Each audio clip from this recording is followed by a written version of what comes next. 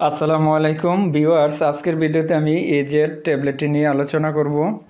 তো এই ওষুধটি মূলত কোন গ্রুপের, এই ওষুধটি কোন ফার্মাসিউটিক্যাল প্রস্তুত করেছেন, এটি কোন রোগের জন্য খাওয়া যায়, কোন রোগীরা খেতে পারবে, কি পরিমাণে খেতে পারবে, খাওয়ার নিয়ম কি, পার্শ্ব প্রতিক্রিয়া, ওষুধটি গর্ভকালীন এবং মাতৃদুগ্ধ দানকালে খাওয়া যাবে কি না, বিস্তারিত থাকছে আজকের ভিডিওতে।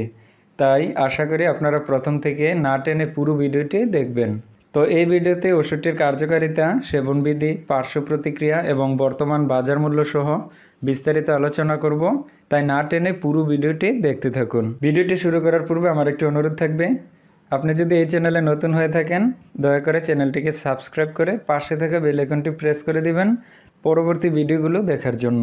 আর যারা ইতিমধ্যে সাবস্ক্রাইব করেছেন তাদেরকে অসংখ্য ধন্যবাদ।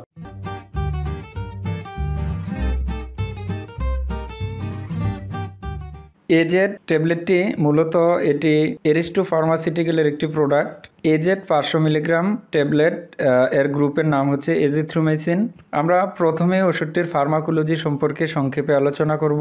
এজিথ্রোমাইসিন একটি অ্যাজালাইট অ্যান্টিবায়োটিক যা গ্রাম পজিটিভ ও গ্রাম নেগেটিভ জীবাণুর বিরুদ্ধে খুবই কার্যকরী। তো যে সমস্যার জন্য এই ওষুধটি খাওয়া যায়, এজিথ্রোমাইসিন সংবেদনশীল অণুজীব সমূহের দ্বারা সৃষ্ট সংক্রমণ সমূহ যেমন ব্রঙ্কাইটিস, নিউমোনিয়া, শ্বাসতন্ত্রের সংক্রমণ, ত্বক ও কোমলকলার সংক্রমণ, মধ্যকর্ণের প্রদাহ, সাইনোসাইটিস, ফেরিঞ্জাইটিস, টনসিলাইটিস এবং টাইফয়েড জ্বরেও এটি নির্দেশিত।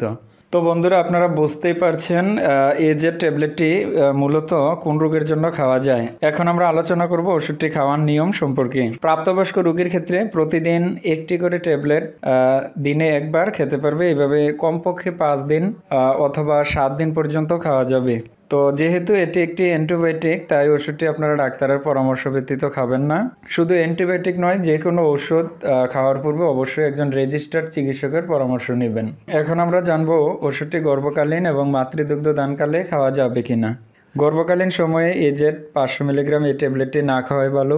মাতৃদুগ্ধ দানকালে এই ওষুধটি খাওয়া যাবে কিনা এর সুনির্দিষ্ট কোনো তথ্য পাওয়া যায়নি। তাই মাতৃদুগ্ধ দানকারী মায়েদের ক্ষেত্রে ওষুধটি সতর্কতার সাথে ব্যবহার করতে হবে। বন্ধুরা, প্রতিটি ওষুধেরই কিছু না কিছু পার্শ্ব প্রতিক্রিয়া থাকে।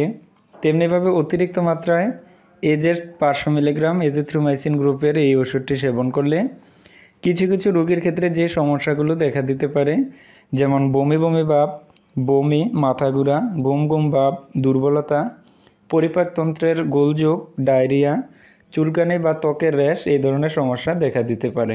এজেড 500 মিলিগ্রাম এই ট্যাবলেটটির প্রতিটি ট্যাবলেটের বর্তমান বাজার মূল্য 35 টাকা। তো এই ছিল এজেড ট্যাবলেটটি সম্পর্কে সংক্ষিপ্ত বিবরণ এবং প্রয়োজনীয় ইনফরমেশন।